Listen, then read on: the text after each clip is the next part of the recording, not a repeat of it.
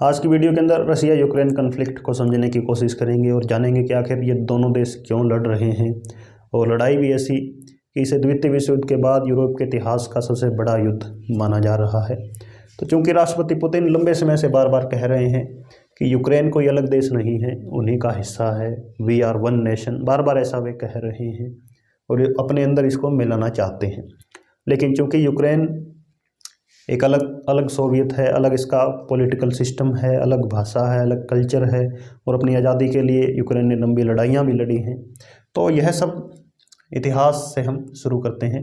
क्योंकि 17वीं 18वीं शताब्दी के दौरान यह रूस का ही हिस्सा रहा था, तब एक अलग नेशन नहीं था। और 1917 के अंदर जब रूसी क्रांति हुई, जिसे बोल्शेविक क्रांति भी कहा जाता है, रूसी क्रांति के दौरान यूक्रेन को स्वतंत्रता मिली रूस से, लेकिन वह भी केवल 4 या 5 साल तक ही। क्योंकि जब 1922 के अंदर महान सोवियत संघ का उदय हुआ तो इन यूक्रेन को रूस के साथ मिला लिया गया और अनेक देशों को रूस के साथ मिला लिया गया और यूएसएसआर की स्थापना हुई। तो एक बहुत बड़ी जो साम्राज्य रूस वह बन चुका था 1922 से। और द्वितीय विश्व युद्ध तक 1940-41 तक यही स्थिति बनी रही। रूस लगातार अपनी जो सीमाएं हैं वो आगे बढ़ाता चला गया। इसी दौरान जो पश्चिमी देश थे यूरोप के, स्पेन, फ्रांस, जर्मनी, यूके या आइसलैंड, नॉर्वे, ये भी लगातार अपनी मिलिट्री को मजबूत कर रहे थे, क्योंकि उन्हें ऐसा लगता था कहीं रूस इन पर भी कभी भी आक्रमण कर सकता है। तो इसीलिए 1949 के अंदर जो North Atlantic Treaty Organization NATO की स्थापना की गई। इसके अंदर जो अमेरिका महाद्वीप की 2 बड़ी शक्तियां संयुक्त राज्य अमेरिका और कनाडा भी इसी के सदस्य बने। तो नाटो सदस्यों ने मिलकर यह प्रयास किया और यह घोषणा की, यह समझौता किया कि यदि कोई देश हम पर हमला करता है तो हम उसकी रक्षा करेंगे। तो नाटो ने अपनी जो सीमाएं हैं, जो अपनी मिलिट्री है, मजबूत कर ली, मिलिट्री अलायंस बनाए। इसी दौरान रूस के अंदर भी, जिसे हम वारसा पैक्ट कहते हैं, यानी यहाँ भी एक समझौता किया गया रूसी देशों के बीच कि हम भी, यदि हमारे ऊपर कोई आक्रमण करता है तो हम भी उसकी रक्षा करेंगे। तो कहने का मतलब यूरोप 2 गुटों के अंदर बंट गया, 2 धड़े बंट गए, 2 मिलिट्री अलायंस बन गए। एक तरफ नाटो था, दूसरी तरफ जो सोवियत नेशंस का था यूनियन, यह। तो एक शीत युद्ध की शुरुआत हुई। शीत युद्ध का मतलब कि दोनों गुट एक दूसरे को केवल आंखें दिखाएंगे, डराएंगे, लेकिन लड़ाई नहीं करेंगे। और यह लंबे समय तक चलता रहा जब तक कि एक गुट कमज़ोर ना पड़ जाए। तो यूएसएसआर का विघटन हुआ। तो एक बड़ी घटना घटी 1991 के अंदर, जब सोवियत संघ का विघटन हो गया और अनेक नए स्वतंत्र देश बने, 15 देश बने। उनके अंदर यूक्रेन जैसे देशों ने घोषणा कर दी कि अब हम आज़ाद हैं, अब हम सोवियत संघ का शासन नहीं मानेंगे। तो जो 15 नए देश बने, उन्होंने जो कम्युनिस्ट शासन है उन्हीं को उखाड़ फेंका। और चूँकि पश्चिम के अंदर विचारधारा थी वह पूंजीवादी लोकतांत्रिक व्यवस्था थी और इधर समाजवादी व्यवस्था थी, तो दोनों की विचारधाराओं के कारण भी लंबे समय तक इनके अंदर विवाद रहे हैं और आज भी जारी हैं।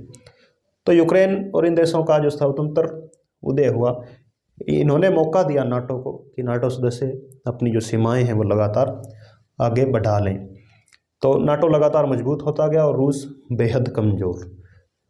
नाटो की सीमाएं हैं वो, क्योंकि नॉर्वे तो 1949 के अंदर ही नाटो का सदस्य था और नॉर्वे की सीमा है वो रूस के साथ लगती है।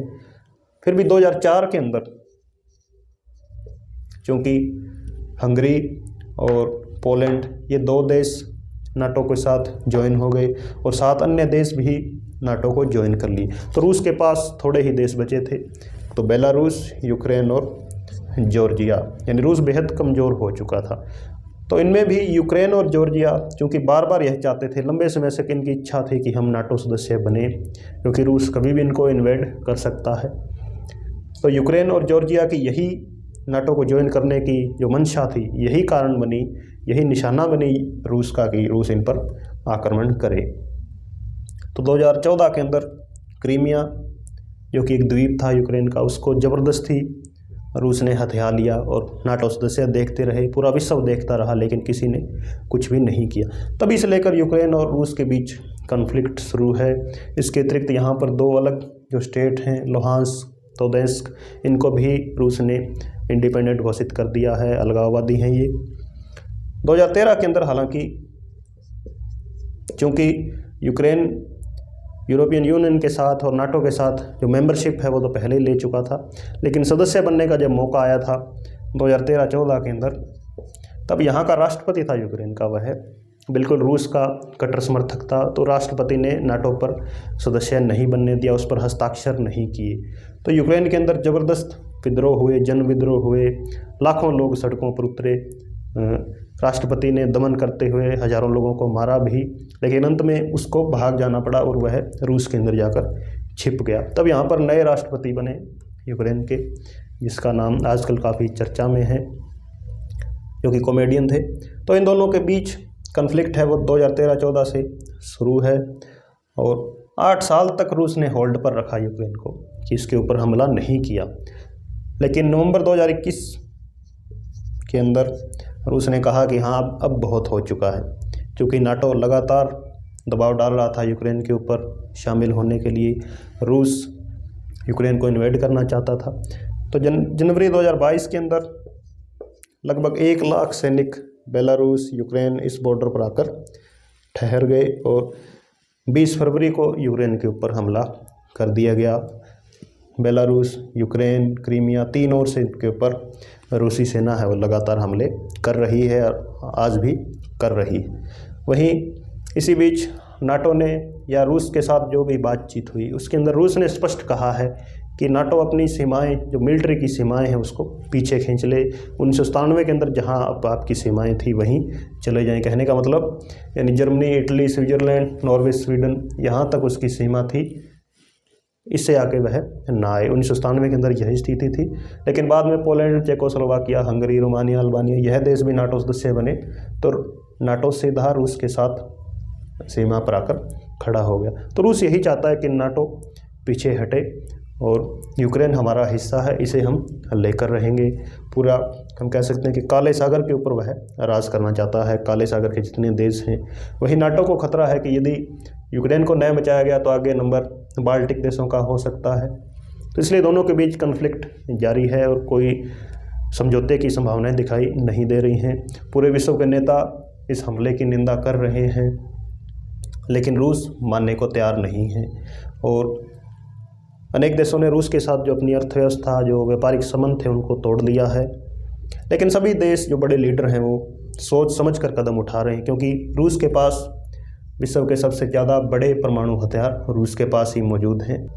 तो यूरोप का नक्शा जो अभी तक पॉलिटिकल अलायंस तय करते आए थे, अब ऐसा लगता है कि पुतिन ने ठान लिया है कि वह यूरोप का नया नक्शा बनाएंगे।